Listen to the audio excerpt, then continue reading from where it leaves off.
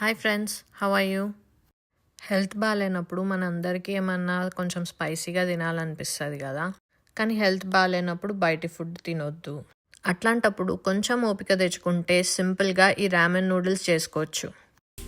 Stove on చేసుకొని అందులో కొంచెం ఆయిల్ వేసుకోండి.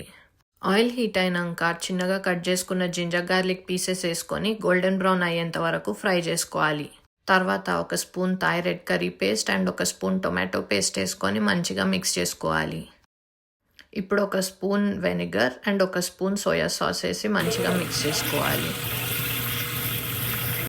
నేను ఈ బోన్ బ్రాత్ యూజ్ చేస్తున్నా, ప్రోటీన్ కంటెంట్ ఎక్కువ ఉంటుందని. But you can use anything, veggie stock or chicken stock ఏదైనా యూజ్ చేయొచ్చు. నేను ఈ కోకోనట్ మిల్క్ యూజ్ చేస్తున్నా, but any unsweetened coconut milk works. మీ టేస్ట్కి తగ్గట్టు సాల్ట్ యాడ్ చేసుకోండి. అగైన్ ప్రోటీన్ కంటెంట్ కోసం నేను ఈ organic millet and brown rice ramen use చేస్తున్నా, but you can use any noodles of your choice. Broth మంచి బాయిల్కి వచ్చినాక నూడిల్స్ యాడ్ చేయండి.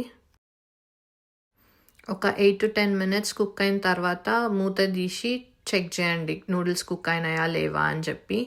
Mostly they will be done. మంచిగా మిక్స్ చేసుకొని they should be ready to serve. ఒక పెద్ద size బౌల్లో ఫస్ట్ సూప్ వేసుకొని దానిపై నుంచి నూడిల్స్ సర్వ్ చేసుకోండి. తర్వాత కొంచెం అడిషనల్ ప్రోటీన్ యాడ్ చేసుకోవచ్చు, like boiled eggs or chicken or both.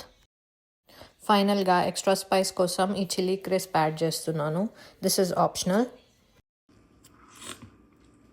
ఎట్లుంది? మస్తుంది. జింజర్ గార్లిక్ ఫైన్ చాప్ కాకుండా జస్ట్ స్మాల్ సైజ్గా కట్ చేసుకుంటే తినేటప్పుడు మధ్య మధ్యలో వస్తే చాలా బాగుంటుంది.